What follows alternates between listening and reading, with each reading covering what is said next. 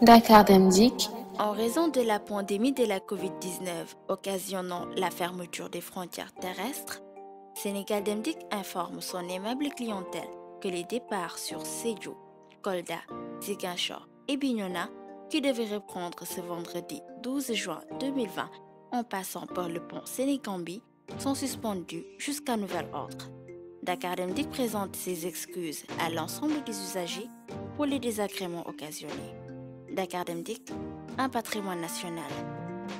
Asalaamaaleykum waaye jëfandikookatu Sénégal Dem Dikk ñu ngi leen di xamal ni ak mbas mi di coronavirus seeni bus Sédhiou, Kolda, Ziguinchor ak Bignona yi waroon a dem ajjuma ñaar fukki fan ak ñaar ci weerum juin aj nañu ko ba jëmi jamono yemook ak ñu am ndigalu jaar ci réewum Gambie ñu ngi leen di jéggalu ci jafe-jafe yi lee Dakar Dem Dikk moomeelu askan wi.